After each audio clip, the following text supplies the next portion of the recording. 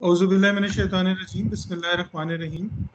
आज हम अभी फॉर्मली इस पे शुरू करते हैं आज के सेशन का जो टॉपिक था रोल ऑफ मीडिया और इसकी क्या डायनामिक्स हैं।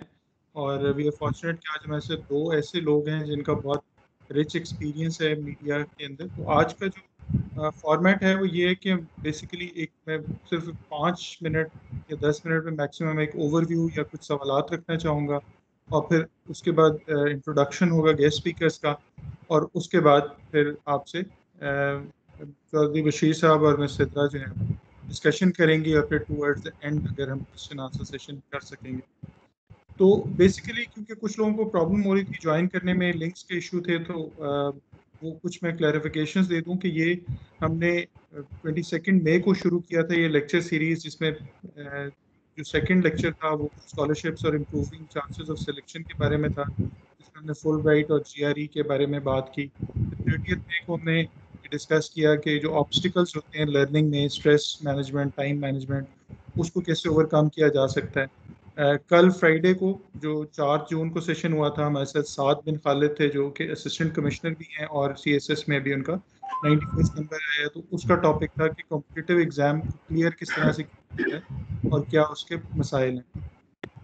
और आज हमारे साथ दो पैनल मेंबर्स हैं, तो इसकी जो इंफॉर्मेशन होती है ये लेक्चर सीरीज का जो व्हाट्सएप ग्रुप है इस पे दे दी जाती है, और व्हाट्सएप ग्रुप पे वो लिंक शेयर हो जाता है, क्योंकि जूम पे 100 से ज़्यादा लोग नहीं आ सकते। और इस वक्त इस ग्रुप में बल्तिस्तान से लेकर बलूचिस्तान तक के लोग हैं, कुछ बाहर के लोग भी हैं यूनाइटेड अरब एमिरेट्स के, और मुख्तलिफ एज ग्रुप से हैं, हाउस वाइफ से लेके स्टूडेंट्स 20 साल से लेके 40-45 साल के एज ग्रुप के लोग। लिहाजा टाइम रात को इसलिए रखा गया है क्योंकि वो सब इजीली अवेलेबल होते हैं, फारग होते हैं। और आज का जो वो टॉपिक है उसमें ये बड़ा अहम चीज़ है कि हमारे राय ये मीडिया के मुख्तलिफ चैनल्स हैं पूरी दुनिया में, ये शेप करते हैं, और बहुत सारे एंकर्स हैं जो चाहे पाकिस्तान हो, चाहे बीबीसी हो, चाहे CNN हो, ये हमारे मुख्तलिफ ओपिनियंस को शेप कर देते हैं। यहाँ तक कि इलेक्शंस भी हारे जाते हैं और जीते जाते हैं। इवन प्रेसिडेंट ट्रंप ने ये बात कही, ये बीबीसी की पुरानी टीम है। सोशल मीडिया का बहुत ज़्यादा इम्पैक्ट है। ट्विटर पे अक्सर आप देखें तो ISPR का अपना ट्विटर हैंडल है, पॉलिटिकल लीडर्स का अपना ट्विटर हैंडल है, फुटबॉलर्स का अपना ट्विटर हैंडल है। तो सोशल मीडिया का भी बहुत ज़्यादा इम्पैक्ट है। और ये जो अहम इस एक छोटी सी केस स्टडी भी मैं इसके बाद कि मैं अपने पैनल मेंबर्स को इंट्रोड्यूस कराऊं, इसके बाद मैं एक छोटी सी केस स्टडी रखूंगा और फिर हम शुरू कर लेंगे। भाई बशीर साहब जो हमारे साथ हैं, ऑलमोस्ट 15 इयर्स का इनका तजर्बा है। वक्त न्यूज़, दुनिया न्यूज़, 92 चैनल पे, 24 न्यूज़ में फॉरेन अफेयर्स को भी कवर करते हैं, पार्लियामेंट्री डेमोक्रेसी को भी कवर करते हैं, politics, immigration, social issues, social media. Lal Masjid को इन्होंने कवर किया जो ऑपरेशन हुआ, लॉयर्स मूवमेंट थी, 18th 19th अमेंडमेंट थी, जनरल परवेज मुशर्रफ का जो डिपार्चर था, केसेस उसके बाद जो हुए, Panama case, Dawn leak, Kulbhushan Yadav का केस है, इलेक्शंस की कवरेज बल्तिस्तान में। इसके अलावा इनका इंटरनेशनल एक्सपोजर भी है, और ये इनकी चंद तस्वीर हैं जिससे अंदाज़ा होता है कि कितना डाइवर्सिफाइड एक्सपीरियंस है, कि गवर्नमेंट के लोगों के साथ भी इंटरेक्शन रहता है और अपोजिशन के लोगों के साथ भी इंटरेक्शन रहता है, और बहुत ही रिमोट एरियाज, टफ एरियाज जो हैं उधर भी इनका काफ़ी रिच एक्सपोजर। इसके अलावा मिस सिद्रा सईद हमारे साथ हैं, और नेटवर्क की असाइनमेंट एडिटर हैं, ब्लॉगर भी हैं, नेशनल और इंटरनेशनल जो न्यूज़ हैं उनकी वेबसाइट्स पे कंटेंट भी डेवलप करती हैं, फ्रीलांस रिपोर्टर भी हैं और डॉक्यूमेंट्री मेकर भी हैं। बशीर साहब के बारे में एक चीज़ मैं और बताना चाहूँगा कि मिस सिद्रा को भी बशीर साहब ने रिक्वेस्ट की, उन्होंने हमें टाइम दिया आज, तो अल्टीमेटली बशीर साहब का 2 दफ़ा शुक्रिया कि एक तो खुद आए और प्लस उन्होंने हमें मिस सिद्रा से टाइम लेके दिया कि वो आज हमें ज्वाइन कर पा रही। बशीर साहब के बारे में सिर्फ एक बात जो मैं कहना चाहूँगा वो ये कि मैंने कायद-ए-आज़म यूनिवर्सिटी में इनको फर्स्ट टाइम बुलवाया था, आज से 2 साल पहले इनसे रिक्वेस्ट की थी, तो तब ये कायद-ए-आज़म यूनिवर्सिटी में मेरी क्लास में आए थे। और जिस तरह से इन्होंने मीडिया के बारे में बताया, क्योंकि मुझे थोड़ा अमेरिका का भी एक्सपीरियंस है, 2 साल वहाँ पे रहा, और फिर कभी बीबीसी के लोगों को, और ऐसे लोग जो अल जज़ीरा में काम करते हैं वो मेरे क्लास फेलोज हुआ करते थे, तो वो भी स्काइप पे मेरे स्टूडेंट से बात करते थे। लेकिन बशीर साहब ने जो बात की थी वो इतनी ज़बरदस्त बात थी, ऐसे एंगल्स को कवर किया था कि जो कि बहुत रेयर हैं, क्योंकि हम सिर्फ खबर तक जाते हैं, खबर के पीछे क्या क्या डायनामिक्स होते हैं, उसको जिस तरह से कवर किया था वो बहुत ही शानदार था। वो आज तक मुझे याद है, तो इसलिए मैंने उससे दोबारा रिक्वेस्ट की and he was kind enough कि उन्होंने हमें टाइम दिया। एक केस स्टडी जो मैं सामने रखना चाहूँगा वो है अमेरिका की। और अमेरिका में आज से कोई 2 साल पहले प्रेसिडेंट ओबामा ने एक रिपोर्ट मांगी कि जी मुझे अफगानिस्तान के बारे में बताया जाए। तो जनरल मैक्रिस्टल थे, उन्होंने एक रिपोर्ट बनाई और रिपोर्ट बना के उस रिपोर्ट में उन्होंने कहा जी ये जंग हम हार रहे हैं। ये बात है 2009 की। उन्होंने कहा जी ये जंग तो हम हार रहे हैं और अगर जंग जीतनी है तो हमें ज़्यादा सिपाहियों की ज़रूरत होगी। और जैसे ही कि सिविल मिलिट्री रिलेशन सिर्फ पाकिस्तान में एक चैलेंज नहीं है, पूरी दुनिया में है। तो प्रेसिडेंट ओबामा ने उनको रिफ्यूज़ किया कि एक 8 साल से जंग जारी है, मैं एक नया प्रेसिडेंट हूँ। और अमेरिका में ये होता है कि जो भी सोल्जर की डेथ होती है तो सदर को ख़त लिखना पड़ता है अफसोस का। तो उन्होंने कहा मैं इतने लेटर्स लिख लिख के तंग आ गया हूँ, मैं नहीं चाहता कि और फौजें भेजूँ। और उसके बाद क्या हुआ कि जो जनरल मैक्रिस्टल की रिपोर्ट थी वो मीडिया में लीक कर दी गई। अब लीक जैसे हुई तो अब प्रेसिडेंट ओबामा के ऊपर एक प्रेशर था कि वो अब फौजें ना भेजने का डिसीजन वो कर ही नहीं सकते थे, क्योंकि अगर पूरी अमेरिकन नेशन को पता चल गया है कि अफगानिस्तान में वो जंग हार रहे हैं और ये बात उनको एक जनरल बता रहा है और कह रहा है मुझे और फौजें चाहिए, तो अब वो इनकार नहीं कर सकते थे क्योंकि मीडिया में बात आ गई थी, पूरी अमेरिकन नेशन को पता था। और उन्होंने फिर रिलक्टेंटली 2009 में 30,000 मजीद फौजें भेजी अमेरिका में। इस पे एक मूवी भी बनी हुई है जीरो डार्क 30, अगर आप देखना चाहें तो उसमें इस चीज़ का डिस्कशन भी हुई कि कितनी फ्रस्ट्रेशन थी between civilians and the military के ये डिसीजन हुआ। और हुआ क्या कि उसके 1 साल बाद 2010 में या 11 में जनरल मैक्रिस्टल ने एक प्रेसिडेंट के बारे में कुछ बातें की और वो एक सहाफ़ी ने आर्टिकल लिख दिया रोलिंग स्टोन के नाम से। और रोलिंग स्टोन में उस सहाफ़ी ने आर्टिकल लिखा और उसने कहा जी ये जो जनरल हैं ये तो अपने प्रेसिडेंट का मजाक उड़ाते हैं। वो एक्चुअली बस में सफ़र कर रहे थे और बस में और सोल्जर थे और वो जर्नलिस्ट क्योंकि एम्बेडेड थे। एम्बेडेड का मतलब ये होता है कि फ़ौज के साथ वो अटैच होते हैं। तो उन्होंने वो रिकॉर्डिंग भी कर ली और आर्टिकल भी लिख दिया। उसका रिजल्ट क्या हुआ कि जनरल मैक्रिस्टल को अपनी नौकरी से रिज़ाइन करना पड़ा। और रिज़ाइन करने के बाद वजह क्या बनी कि उनको बेसिकली ये उन्होंने ऐसी बातें क्यों की हैं, ये शायद और भी लोग इस तरह की बातें करते हों, लेकिन वजह क्या बनी क्योंकि एक रिपोर्ट आ गई और उसके 3 साल बाद उसी सहाफ़ी की डेथ हो गई, एक जिसका आज तक हमें नहीं पता। तो ये बाकायदा ये उस आपकी स्क्रीन पे शेयर हुआ ये आर्टिकल, इसका नाम है द रनअवे जनरल, जो कि जिन्होंने लिखा था रोलिंग स्टोन के जो जर्नलिस्ट थे, और 2 साल बाद उनकी डेथ हुई। तो ये एक बड़ा इम्पोर्टेंट इवेंट था जिससे ये चीज़ पता लगती है कि मीडिया का कितना ज़्यादा इन्फ्लुएंस है। और बहुत सारी जगहों पे media serves as an eye to the government, और बहुत सारी इवन अर्थक्वेक में ऐसी चीज़ें हुई कि अर्थक्वेक में बाकी दुनिया को पता ही नहीं चल रहा था कि क्या मसाइल हैं, लेकिन मीडिया की वजह से लोगों को पता चला। तो मीडिया का रोल बहुत इंपॉर्टेंट है, लेकिन अनफॉर्चुनेटली सही समझा नहीं जाता, सेंसिटिव फैलाई जाती है। तो आज के जो हमारे जो पैनल मेंबर्स हैं ये बहुत कॉम्पिटेंट हैं, क्योंकि ये अपनी फील्ड के बारे में जितना बेहतर बता सकेंगे उतना हम में से कोई भी नहीं बता सकेगा, क्योंकि हमने सिर्फ बाहर से चीज़ें देखी हैं। ये इसी तरह की बात होगी अगर हम कोविड के बारे में लोगों को मशवरे देने लग जाएं। हमारा जो मशवरा है वो टीवी देख के बना, लेकिन जिसने 5 साल काम किया वो सही मशवरा दे सकेगा। इसी तरह से मीडिया के बारे में हम सब की राय उस राय से कम ही होगी जो इन दोनों एक्सपर्ट्स की है। तो without further delay, over to you Bashir साहब। हमने इस तरह से किया हुआ है कि माइक को ऑफ किया हुआ है पार्टिसिपेंट्स का, लेकिन वो क्वेश्चन कर सकते हैं। जैसे आप दोनों अपनी बात खत्म कर लेंगे तो फिर हम माइक को ऑन कर देंगे वो question answer. Over to you sir. जी बिस्मिल्लाहिर्रहमानिर्रहीम। अस्सलाम वालेकुम टू एवरीवन। मेरा तारुफ तो मुनीर साहब ने करवा दिया है और मज़ीद तारुफ की ज़रूरत बाकी नहीं रही। कुछ ज़्यादा ही उन्होंने बल्कि उसमें जो है वो ऐड किया है।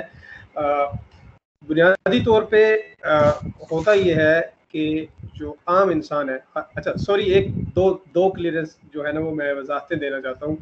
पहली ये है कि मैं ऑनेस्टली ये समझा था कि मैंने आज फिर यूनिवर्सिटी स्टूडेंट्स को जो है वो लेक्चर देना है। तो अब मुझे जब ये पता चला है कि डाइवर्सिफाइड फील्ड्स के लोग हैं और पूरी दुनिया से मौजूद हैं, तो मैं थोड़ा सा कंफ्यूज हो गया हूँ कि स्टूडेंट्स फिर भी बच्चे होते हैं और बड़ों को समझाना और बड़ों से बात करना ज़रा और टफ होता है। दूसरी ये कि मुझे एक स्लाइड तैयार करना थी, जो मैंने प्रेजेंटेशन तैयार करना थी, जिसकी मैंने खुद से मुनीर साहब से कहा था कि मैं हामी भर ली थी कि मैं तैयार करूंगा, लेकिन अनफॉर्चुनेटली मुझे एक फैमिली में डेथ की वजह से ट्रैवल करना पड़ा और मैं सुबह जाके शाम को वापस भी आया हूँ, इसलिए मैं वो तैयार नहीं कर सका। लेकिन मैं कोशिश करूंगा कि जो पॉइंट्स मैंने आपके सामने रखने हैं वो इतने क्लियर हों कि आप अपने नोट्स के साथ उनको बाद में उस स्लाइड से ज़्यादा बेहतर अंदाज में जो है वो याद कर सकेंगे और देख सकेंगे और समझ सकेंगे। और अभी भी मेरी पूरी कोशिश होगी कि जो मैं बात आपके सामने रखना चाहता हूँ, जो मुनीर साहब ने टॉपिक लिखा हुआ है वो बड़ा बहुत ही मुश्किल है, मैं उसको आसान अल्फाज में जो है वो बताने की कोशिश करूँगा। जो बुनियादी तौर पे काम है सहाफ़त, जो आप टीवी पे देखते हैं, अखबार में पढ़ते हैं, वेबसाइट्स पे देखते हैं, इवन आजकल यूट्यूब और सोशल मीडिया पे भी जो है वो इसके चर्चे हैं। मेरा पिछले 15-16 साल के बाद मैं इस नतीजे पर ज़ाती तौर पर पहुंचा हूँ कि जो सहाफ़त है वो उसकी बर्थ जो है वो एक आइडिया से होती है। सबसे पहले आप एक आइडिया लेते हैं, आपके माइंड में एक आइडिया आता है और आप उस आइडिया को लेके सोचते हैं, उसके मुख्तलिफ पहलुओं पर गौर करते हैं और फिर आप अपनी उस सहाफ़ती जो अमल है, यानी खबर की जो जिसको कहते हैं क्रिएशन, जनरेशन, या एक खबर की पैदाइश का अमल जो है वो उस आइडिया से शुरू होता है और उस आइडिया के बाद आप काम करना शुरू कर देते हैं। अब आप लोगों के जहन में बात आ रही होगी कि ये जब हम किसी भी खबर के बारे में पढ़ते हैं तो उसमें ये होता है कि आमतौर पे ये कहा जाता है कि ये एक खबर में 5 W's और 1 H होते हैं, यानी कि where, when, who, why and how. ये सारी वो चीजें हैं जो एक खबर का एक कंपोनेंट होते हैं, जो इंग्रेडिएंट्स होते हैं। लेकिन मैं आपको एक बात बताऊं, आप टीवी पे जो देखते हैं, आप यूट्यूब पे जो लोगों की वीडियोस देखते हैं, आप पूरा पूरा एक घंटे के मैराथन ट्रांसमिशंस देखते हैं, ब्रेकिंग न्यूज देखते हैं, वो सारी 4 यानी पहला हिस्से के 4 कंपोनेंट जो है वो कवर कर रहे होते हैं और 5वां हिस्सा छोड़ रहे होते हैं। यानी मैं बीइंग रिपोर्टर ये दिखा रहा हूँ टीवी पे कैमरा माइक हाथ में पकड़ के ये दिखा रहा हूँ कि ये प्रोटेस्ट हो रहा है, इसमें पुलिस ने हमला कर दिया है, ये डंडे पड़ रहे हैं, इस वक्त सुप्रीम कोर्ट के बाहर मौजूद है, इस तरफ से पुलिस आ रही है, इस तरफ से वकील आ रहे हैं, इस तरफ से सियासतदान आ रहे हैं। लेकिन जो चीज मिस होती है इन सारी चीजों में वो होती है वाई। और मेरा अपना ये एक्सपीरियंस ये कहता है कि असल सहाफत और असल जर्नलिज्म ये वाई है। और मैं ये बात दावे से कह सकता हूँ कि पाकिस्तानी जर्नलिज्म में, पाकिस्तान की इलेक्ट्रॉनिक, खास तौर पर इलेक्ट्रॉनिक मीडिया जर्नलिज्म में ये वाई मिसिंग है। इसलिए वो मुकम्मल सहाफत नहीं है, बल्कि एक तरह से इवेंट रिपोर्टिंग होती है, ही साइड शी साइड की रिपोर्टिंग होती है, या कोई हैपनिंग हो रही है तो आप उस हैपनिंग को दिखा रहे होते हैं, उसके मुहर्रिकात, उसके बैकग्राउंड और उसके बाद उसका फॉलो अप जो है वो बहुत कम देखने को मिलता है। इसी वजह से जो पाकिस्तान के मीडिया के जो ऑडियंस है, जो उसके रिसीवर हैं, मैं ज़ाती तौर पर समझता हूँ कि उनकी इंफॉर्मेशन जो है वो बड़ी लैक करती है, सिर्फ और सिर्फ टीवी के मेरी मिस रिपोर्टिंग की वजह से या मेरी पुअर रिपोर्टिंग की वजह से कि मैं उसके कंपोनेंट को ही पूरा नहीं करता। अब एक चीज और भी है कि जो आइडिया है वो इस 5 W's and 1 H से पहले आता है या बाद में आता है। दोनों सूरतों में आता है, पहले भी आता है और बाद में भी आता है। पहले इस तरह से कि आपने एक आइडिया सोचा और फिर आपने सोर्सेज एंड रिसोर्सेज दोनों को कंसल्ट किया, दोनों से राब्ते किए, यानी सोर्सेज से मुराद अफराद, जहां जहां भी जो भी रेलेवेंट लोग हैं उनको कंसल्ट करके उनसे इंफॉर्मेशन लेके और उनसे ओपिनियन लेके आपने उनका मौक़िफ़ लेके एक स्टोरी जनरेट करनी है, डेवलप करनी है। और रिसोर्सेज से मुराद आप किताब देखते हैं, आप हिस्ट्री देखते हैं, आप इंटरनेट देखते हैं, फैक्ट्स एंड फिगर्स चेक करते हैं, और इन दोनों को कलेक्ट करके जो 5 Ws एंड 1 H की बुनियाद पे जो स्टोरी डेवलप करते हैं, उसमें अगर आप इन सारे कंपोनेंट्स का, सारे इंग्रेडिएंट्स का जवाब देते हैं तो वो एक मुकम्मल खबर है। अब एक चीज़ जो मैं मज़ीद आपसे शेयर करना चाहता हूँ वो है कि हम किताबें पढ़ते थे यूनिवर्सिटी में, उससे पहले भी अगर किसी ने जर्नलिज्म पढ़ी हो तो उसको अंदाज़ा होगा कि टाइप्स ऑफ न्यूज़ पढ़ाई जाती थी, खबर की इकसाम क्या होती है। पॉलिटिकल न्यूज़ है, क्राइम स्टोरी है, कॉमर्स की स्टोरी है, उसके बाद डिप्लोमेटिक है, डिफेंस स्टोरीज है, और इसी तरह और बहुत सारे फील्ड रिलेटेड स्टोरीज जो है वो बताई जाती है।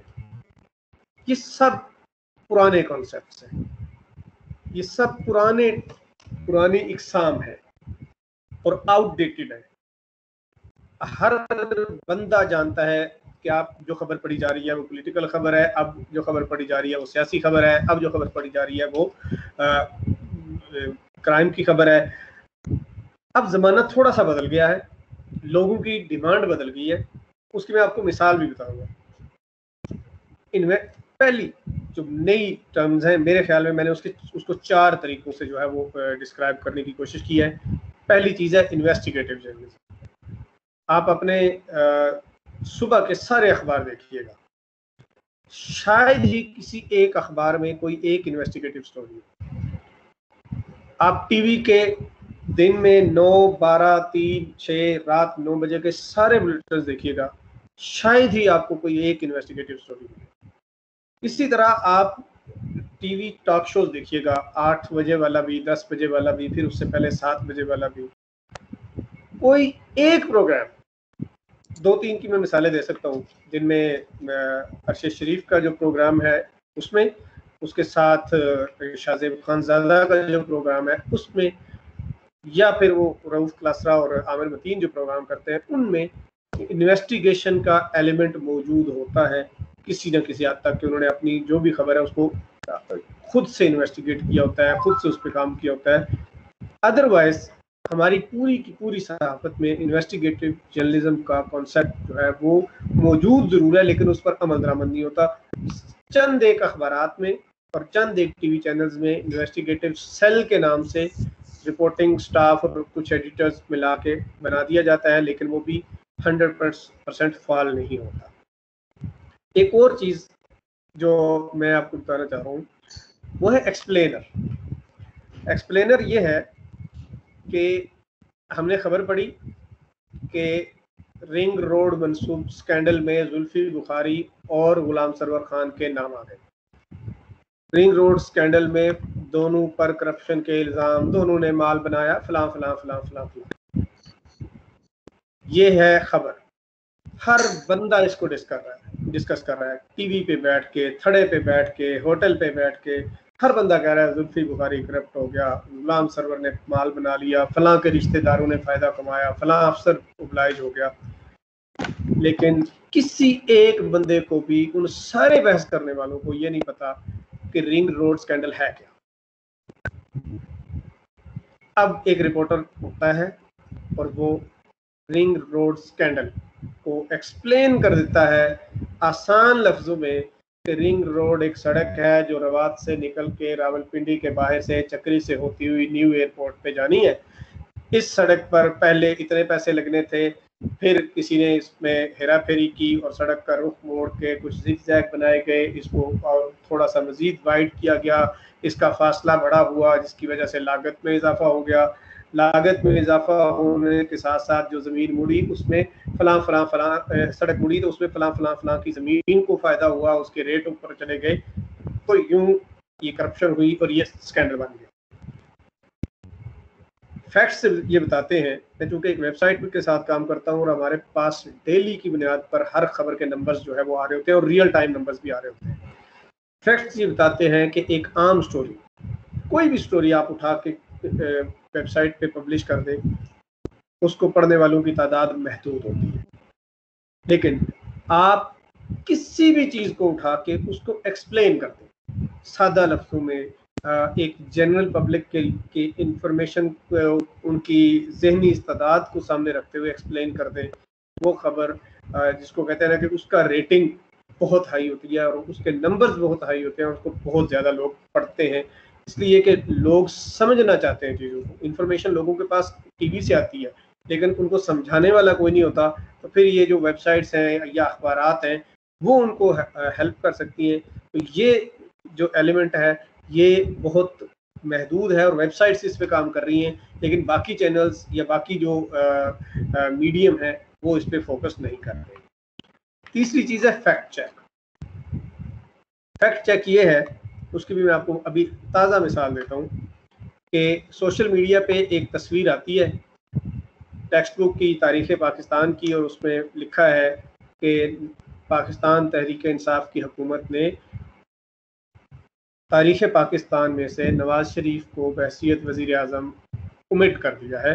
अब वो तारीख़ जब पढ़ाई जा रही है तो 2013 के बाद जो है 2013 की जो टर्म गवर्नमेंट की ख़त्म होती है उसके बाद 2018 की शुरू होती है। 2013 में जो नई हुकूमत बनती है वो शामिल नहीं। हर बंदा ट्वीट कर रहा है, बड़े बड़े पढ़े लिखे लोग ट्वीट कर रहे हैं, तनकीद कर रहे हैं। और जो हमारे यहाँ एक कॉन्सेप्ट है कि मुतालिया पाकिस्तान जो है वो पाकिस्तान की तारीख को हमेशा गलत अंदाज में बयान करता है और हकीकी तारीख नहीं बताई जाती, उस नैरेटिव को लेके जो है वो बात हो रही है। फैक्ट चेक क्या है? फैक्ट चेक ये है कि रिपोर्टर जाता है, वो किताब खरीदता है, एमडी टेक्स्ट बुक बोर्ड के पास चला जाता है और कहता है हाँ जी बताएं ये लोग कह रहे हैं। एमडी किताब खोलता है और उसको बताता है कि ये मोहम्मद नवाज शरीफ का नाम है और उसके नीचे हमने बजाय इसके कि अलग अलग लिखते उनके तीनों दौरे हुकूमत जो है वो लिखे हुए हैं, ये सफ़ा नंबर है, आप देख लें। रिपोर्टर आके उस सारी कहानी को अपने अल्फाज में बयान करता है, ये फैक्ट चेक है। मेरे ख्याल में ये फॉर्म ऑफ रिपोर्टिंग या ये जो जिसको कहते हैं कि टाइप्स ऑफ न्यूज़ जो है ये ज़्यादा लोगों में देखी पढ़ी और सुनी जाती हैं। आखिरी चीज़ वो है एक्सक्लूसिव रिपोर्टिंग। एक्सक्लूसिव के बारे में आम तौर पे जो हमारे यहाँ तारीफ जब हम लोग आए थे और सुनते थे लफ्ज़ एक्सक्लूसिव और पूछते थे कि एक्सक्लूसिव क्या होता है, तो जवाब ये मिलता था कि जी के जो किसी और के पास ना हो। अब टीवी पे क्या होता है कि एक जगह पे 10 कैमरे लगे होते हैं, 10 स्क्रीनें किसी भी न्यूज़ रूम में जाके आप देखें तो लगी होती हैं, लाइव इवेंट आ रहा होता है और हर एक के ऊपर जो वाटर मार्क है वो एक्सक्लूसिव का लगा होता है। ये एक्सक्लूसिव की डेफिनेशन में नहीं आता। और एक चीज़ जो मेरे पास 2 मिनट पहले आ गई और मैंने उसको चला लिया, दूसरे के पास 2 मिनट बाद आई और उसने चला लिया, ये भी जो है वो एक्सक्लूसिव की डेफिनेशन में नहीं आता। बल्कि मेरे ख्याल में डेफिनेशन इसकी जो मैंने खुद से आज घड़ी है आप लोगों के लिए, वो ये है कि एक्सक्लूसिव वो चीज़ है जो कोई अपने पास होने का, यानी अगर मेरे पास है तो मेरे अलावा कोई भी ये दावा ना कर सके कि मेरे पास भी ये चीज़ मौजूद है। उसकी 2 मिसालें मैं आपको हालिया तारीख में बता देता हूँ कि एक पनामा के जो रिपोर्टिंग थी उसके बारे में उस ख़ास जो ग्रुप ऑफ जर्नलिस्ट था उसके अलावा किसी के पास कोई इन्फॉर्मेशन नहीं थी, ये एक्सक्लूसिव है। और उसके बाद जो अभी अहमद नूरानी ने एक स्टोरी की थी पापा जॉन्स वाली, वो एक्सक्लूसिव है। या फिर ये हो सकता है कि जैसे हम अमूमन करते हैं जो 1-on-1 इंटरव्यूज़ होते हैं किसी के साथ, वो एक्सक्लूसिव होते हैं। अदरवाइज जो है वो कोई चीज़ भी अब इतनी फ्लो ऑफ इंफॉर्मेशन है कि वो चीज़ें अब रही नहीं है एक्सक्लूसिव। अब हर एक के पास वो इंफॉर्मेशन जो है वो पहुंच चुकी होती है। ये सारी चीज़ें जो मैंने आपको बताई हैं ये बुनियादी तौर पर खबर है।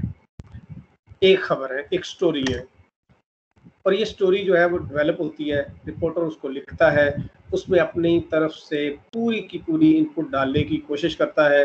तरीकाकार मुख्तलिफ है। मैंने जो जिस लेक्चर का जिक्र मुनीर साहब ने किया था उसमें ये बताया था कि तरीकाकार मुख्तलिफ है। अखबार का रिपोर्टर पूरी खबर लिख के टेक्स्ट की शक्ल, हार्ड कापी की शक्ल में, बल्कि आजकल तो सॉफ्टवेयर आ गए हैं, अपने सिस्टम में पूरी खबर लिख के एडिटर के हवाले करता है, डेस्क एडिटर के हवाले करता है। टीवी का रिपोर्टर पहले उसको छोटे छोटे चंक्स में, जिसको आप टीवी के नीचे एक पट्टी की शक्ल में देखते हैं, हम अपनी जुबान में उसे टिकर कहते हैं, उस टिकर की शक्ल में पहले मोटी मोटी जो जिसको कहते हैं मोस्ट इम्पॉर्टेंट इंफॉर्मेशन देता है। उसके बाद वो खबर की शक्ल में, न्यूज़ रिपोर्ट की शक्ल में, पैकेज की शक्ल में, जिसमें टेक्स्ट भी शामिल होता है, जिसमें वीडियो भी शामिल होती है, जिसमें लोगों की वॉइस यानी उनके सोर्स भी और इंटरव्यूज भी शामिल होते हैं, उस शक्ल में वो अपने डेस्क के हवाले करता है।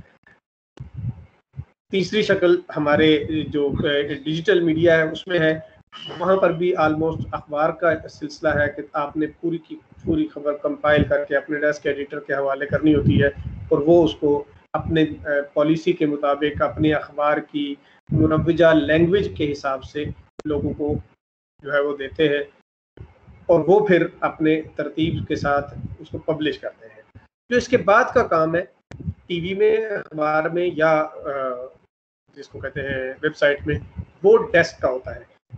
चूंकि सिद्रा हमारे साथ मौजूद है, वो इसके बाद का प्रोसेस आपको पूरा समझाएंगी। लेकिन एक चीज मुनीर साहब ने लिखी हुई थी कि जो कॉमन व्यूअर है, जो देखने वाला है, वो कैसे पता चलेगा, उसको कैसे पता चलेगा कि ये जो खबर चल रही है ये क्या है, ये उसके बारे में क्या है, ये उसका माइंडसेट उसको कैसे वो तब्दील करेगी, या कैसे उस पर असर अंदाज होगी, या कैसे उसको वो परसीव करेगा। तो जो पाकिस्तान का व्यूअर है ना, वो तो बड़ा चालाक हो गया है। वो तो, अगर मैं एक बात कर रहा हूँ पाकिस्तान तहरीक इंसाफ के हक में, तो जो टीवी का व्यूअर, अगर उसको मेरी बात उसके अपने सियासी नज़रिए के हक में लग रही है तो वो मुझे देखेगा, और अगर उसके खिलाफ है तो वो मुझे स्विच करके छोड़ देगा। इसी तरह अगर मैं बात कर रहा हूँ नून लीग के बारे में, और वो नून लीग के वर्कर को सूट कर रही है तो वो देखेगा, और अगर उसके नज़रिए को सूट नहीं कर रही, उसकी अपनी जो पॉलिटिकल थिंकिंग है उसको सूट नहीं कर रही, उसके साथ मैच नहीं कर रही, तो वो मुझे चेंज कर देगा। ये प्रॉब्लम है पाकिस्तानी मीडिया के साथ। इसीलिए आपने देखा होगा कि बाज़ औक़ात ऐसे ऐसे एंकर्स जो है वो बहुत ऊपर जा रहे होते हैं, जिनका कोई पॉलिटिकल जर्नलिस्टिक कैरियर नहीं होता, सिर्फ इसलिए कि वो एक ख़ास पॉलिटिकल पार्टी की लाइन ले लेते हैं और मारूफ हो जाते हैं सोशल मीडिया पर भी, टीवी पर भी, और उनकी सारी चीज़ें जो है वो लोग रिसीव कर रहे होते हैं, क्योंकि लोगों की ख़ास पॉलिटिकल पार्टी के साथ एफिलिएशन होती है। उसकी एक मिसाल जो है वो आपने 2014 के धरने में देखा होगा कि लोग जो है वो इमरान खान के स्टेज पे जाके भी टीवी शो टॉक शोज किया करते थे, जो कि शायद दुनिया की किसी और तारीख में कहीं नहीं मिलता, या और भी बहुत सारी ऐसी मिसालें हैं। तो अमूमन जो है वो कोशिश तो ये होनी चाहिए न्यूट्रल रह के, दरमियान में रह के, both sides of the picture जो है वो दिखाई जाए। लेकिन बदकिस्मती से पाकिस्तान का जो इलेक्ट्रॉनिक मीडिया है, और ख़ास तौर पर उसमें जो करंट अफेयर है, वो बैलेंस इस वक्त नहीं है, और उसके बहुत सारे जो है वो मसाइल हैं और बहुत सारी चीज़ें हैं। एक चीज़ होती है जी कि जो मैं अगली बात बताना चाह रहा हूँ, और ये मेरी आखिरी बात है, उसके बाद आपके जो भी सवाल होंगे उनके जवाब देने की कोशिश करूँगा, वो ये है कि एक ऑडियंस, एक आम कारी, एक आम व्यूअर को कैसे पता चलेगा कि जो इन्फॉर्मेशन उसे पढ़ाई जा रही है, जो इन्फॉर्मेशन अखबार में पब्लिश्ड है, वेबसाइट पे पब्लिश है, या टीवी पे चल रही है, वो कैसे जज करेगा कि ये झूठी है, ये सच्ची है, ये फैक्ट बेस है या नहीं है। ख़ास तौर पर आजकल जो ट्रेंड है इलेक्ट्रॉनिक मीडिया में वो ये है कि इमरान खान ने एहतसाब का अमल तेज़ करने की हिदायत कर दी, ज़राए किसी सूरत भी शरीफ फैमिली को नहीं छोड़ूंगा, इमरान खान ज़राए। फिर उसके बाद जब वो खबर की शक्ल में आती है तो वो कहते हैं कि तफसीलात से मालूम हुआ है कि इमरान खान ने कहा। ये सब कंफर्म गलत खबरें, कंफर्म टेबल स्टोरीज होती है। बुनियादी तौर पे जो डायरेक्ट कोट ना हो कि इमरान खान ने कहा, आगे कोट है, उसके ने जो भी लफ्ज बोले हैं ये समझ आती है कि इमरान खान ने कहा। मालूम हुआ है कि इमरान खान ने कहा, इसका मतलब ये है कि ये झूठा है। इसी तरह बहुत सारी चीजें जो है वो ऐसी होती हैं कि जिनका फैक्ट जो है वो गूगल चेक किया जा सकता है। पढ़े लिखे लोग हैं, हर एक के हाथ में मोबाइल होता है, आप फौरन गूगल कर लें, आपके सामने इंफॉर्मेशन आ जाएगी कि ये बंदा जो है ना वो झूठ बोल रहा है, ये सच बोल रहा है। जैसे अभी एक अखबार की कटिंग जो है ना वो बहुत ज्यादा सर्कुलेट हुई है, और वो एक तर्जमा हुआ था एक इंग्लिश न्यूज का। हम सब ने अपने अपने ग्रुप्स में उसको देखा होगा कि कोरोना की वैक्सीन लगवाने वाला बंदा जो है वो 2 साल के अंदर मर जाएगा। ये एक गलत खबर थी, और जिसने पाकिस्तान में तर्जमा किया उसने उसको मजीद गलत किया। उसी खबर को आप गूगल पे जाके फैक्ट चेक में डालेंगे, इधर उधर से देखेंगे, आपको पता चल जाएगा कि वो उसके कई एक जगह पर, कई एक इंटरनेशनल मैगजीन में, इंटरनेशनल अखबारात में उसका फैक्ट चेक हुआ है, और वो जिस बंदे से मंसूब किया गया है उससे नहीं है। तो ये बहुत सारी ऐसे और टूल्स भी हैं जिनके जरिए आप जो है वो चेक कर सकते हैं कि ये खबर गलत है, दुरुस्त है, नहीं है, और सो ऑन। तो मैंने जिस तरह पहले कहा था कि एक रिपोर्टर मेहनत करता है, एक आइडिया बनाता है, एक आइडिया की बुनियाद पे सोर्सेज रिसोर्सेज को इस्तेमाल करते हुए वो खबर के जो इंग्रेडिएंट्स हैं उनको अपनी एक शक्ल देता है, और उस शक्ल के बाद को कंपाइल करके एक शेप दे के वो अपने डेस्क के पास भेजता है। मैं सिर्फ आप लोगों की अंडरस्टैंडिंग के लिए बताना चाहता हूँ कि इसके बाद डेस्क का प्रोसेस शुरू होता है, और वो प्रोसेस कैसे होता है मैं रिक्वेस्ट करूंगा सिद्रा सईद साहिबा से कि वो एक्सप्लेन करें, क्योंकि उन्होंने दो डेस्क पे काम किया। डेस्क भी दो तरह के होते हैं, एक ब्यूरो डेस्क होता है और एक सेंट्रल असाइनमेंट डेस्क होता है। सिद्रा जो है इन्होंने दोनों जगह पर काम किया है। ब्यूरो में ये मेरी असाइनमेंट रेडी कर रही है, बड़ी दौड़ें लगवाई हैं इन्होंने मुझे, लेकिन इसके साथ साथ इन्होंने कैपिटल पे जो है ना वो सेंट्रल असाइनमेंट डेस्क पे काम किया हुआ है। तो एक ब्यूरो असाइनमेंट डेस्क से रिपोर्टर से खबर ब्यूरो डेस्क पर, और ब्यूरो डेस्क से सेंट्रल असाइन डेस्क पर, और वहां से स्क्रीन पर कैसे जाती है, ये प्रोसेस जो है वो सिद्रा आपको समझाती है। Over to you Sidra. Thank you Bashir साहब। अस्सलाम वालेकुम आप सबको। बशीर साहब ने आपको बहुत अच्छा एक्सप्लेन किया कि कैसे एक रिपोर्टर जो है वो खबर को आपके लिए पेश करने के लिए उनको किन किन चैलेंजेस का सामना करना पड़ता है, और किस तरह से वो अपने सोर्सेस से खबर लेते हैं, और स्क्रीन पर जो आपको नजर आ रही होती है वो कैसे आप तक पहुंचती है खबर। अच्छा, इसमें सिर्फ एक अभी बशीर साहब ने जैसे आपको खबर के बारे में बताया कि किस तरह से उन्होंने खबर ली रिपोर्टर के जरिए। रिपोर्टर के बाद आगे एक न्यूज रूम के पास से खबर आती है। न्यूज रूम में सिर्फ एक असाइनमेंट डेस्क नहीं, वहां पे बहुत से लोग होते हैं जो इस खबर को आप तक या सामने स्क्रीन पर आप सबके लिए लेकर आते हैं। मैं भी आपको सिर्फ एक चैनल के हवाले से बताती हूँ। इस तरह प्रिंट मीडिया में या फिर हम डिजिटल मीडिया के हवाले से बात करें, मुख्तलिफ वेबसाइट्स भी अब न्यूज़ की आ गई हैं, वो भी जो है वो खबरें लेकर आ रही हैं। उनमें भी हर इदारे का एक न्यूज़ रूम होता है। मैं आपको चैनल्स के हवाले से बताती हूँ। आप लोगों में से बहुत से लोग तो मतलब स्क्रीन देखते हैं, वो एक ग्लैमर, एक सनसनीखेज खबरें जो सामने आ रही होती हैं उनको देख रहे होते हैं, और एक एंकर आपके सामने बैठा होता है और जिससे आप वो खबरें सुन रहे होते हैं। इसके पीछे एक बहुत बड़ी टीम होती है जो एक 30 सेकंड की खबर को आपके सामने लेकर आती है। बुलेटिन के अंदर डिफरेंट बुलेटिन होते हैं, और उनके अंदर मुख्तलिफ खबरें होती हैं, और हर खबर जो टीवी के ऊपर आ रही है, जो एक खबर है छोटी सी, वो 28 सेकंड 30 सेकंड के अंदर हमने उसको पूरा करना होता है। अगर कोई रिपोर्ट है तो वो हम 90 सेकंड की, 60 सेकंड्स की हम वो खबर आपके सामने लेकर आते हैं। अच्छा, इस प्रोसेस के अंदर न्यूज रूम के अंदर जैसे आपने कोई इदारा देखा होगा, गवर्नमेंट के ऑफिस देखते हैं या बैंक, मैं आपको एक बैंक की मिसाल देती हूँ। वहां पर आप जाते हैं और डिफरेंट काउंटर्स देखते हैं, जैसे कैशियर का काउंटर या मैनेजर का काउंटर। इसी तरह न्यूज रूम के अंदर डेस्क बनाए जाते हैं। सेंट्रल न्यूज रूम की मैं पहले बात करती हूँ। सेंट्रल न्यूज रूम के अंदर डिफरेंट डेस्क बनाए जाते हैं, और एक हायरार्की होती है। आपके डायरेक्टर न्यूज से लेके आपके रिपोर्टर तक के मतलब डिफरेंट होती है। डायरेक्टर न्यूज, आपके कंट्रोलर न्यूज, आपके एग्जीक्यूटिव प्रोड्यूसर्स, आपका शिफ्ट इंचार्ज, फिर डेस्क की बारी आती है जिसमें मेन जिसको कहते हैं कि शहरक का काम करती है, वो है असाइनमेंट डेस्क। इसके अलावा कॉपी का डेस्क, जो कि खबरें लिखते भी हैं, बनाते भी हैं। टिकर desk, monitoring desk, packaging department और एडिटिंग डिपार्टमेंट, ये जो फुटेजेस तस्वीरें आपको नजर आती हैं उनको एडिट करते हैं। सबसे पहले मैं स्टार्ट करती हूँ असाइनमेंट डेस्क में, क्योंकि मैं असाइनमेंट डेस्क पे ही असाइनमेंट एडिटर हूँ और गुज़श्ता 10 साल से इस शोबे से वाबस्ता हूँ, जर्नलिज्म से। तो मैंने ब्यूरो में, जैसे बशीर साहब ने मेरे तारुफ में बताया कि मैं ब्यूरो में भी काम कर चुकी हूँ और सेंट्रल डेस्क में भी काम कर चुकी हूँ, और हाल ही में अभी जो मैंने और नेटवर्क को ज्वाइन किया उसमें भी मैं सेंट्रल डेस्क में हूँ।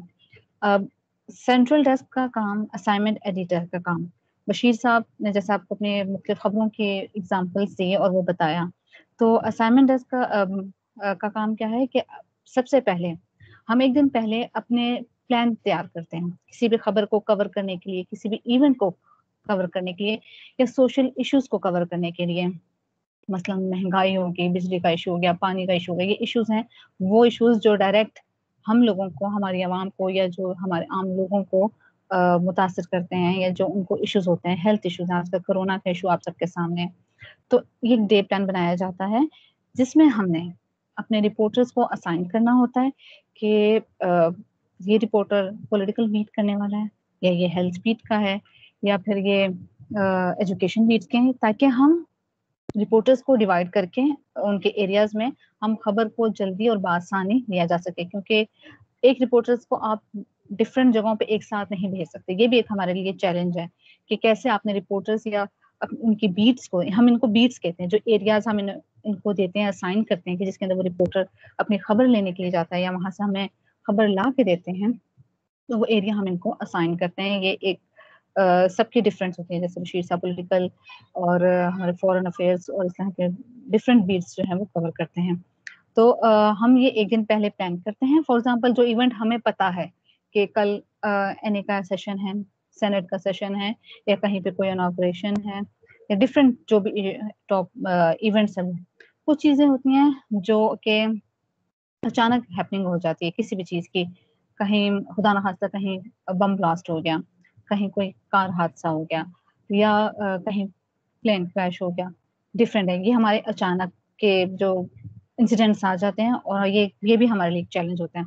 अब मैं डे प्लान की बात कर रही थी कि हम एक दिन पहले ये सारे इवेंट्स प्लान करते हैं और अपने रिपोर्टर्स को असाइन करते हैं। रिपोर्टर का क्या काम है कि वो जाते हैं, बशीर साहब ने पूरा प्रोसेस बताया कैसे खबर इकट्ठी करते हैं, अपने सोर्सेज से लेते हैं, उनको एक चैलेंजेस का सामना होता है, फिर ये खबर हमारे पास आती है। अब ये खबर कैसे हमारे पास आती है सॉरी, पहले ये होता था कि टेलीफोन होता था, इतना व्हाट्सएप और मतलब डिजिटल मीडिया का इतना दौर नहीं था हमारे पास, क्या कहते हैं, इतने रिसोर्सेज भी नहीं थे।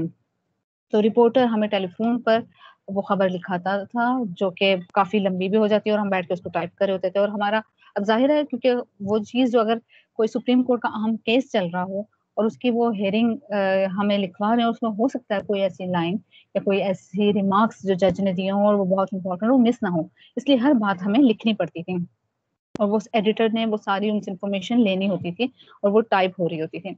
अब उस टाइपिंग के बाद वो स्टोरी टिकर्स के फॉर्म में हमारे पास आती है। पहली खबर जो हमारे न्यूज़ रूम के अंदर आती है वो एक टिकर के फॉर्म में होती है।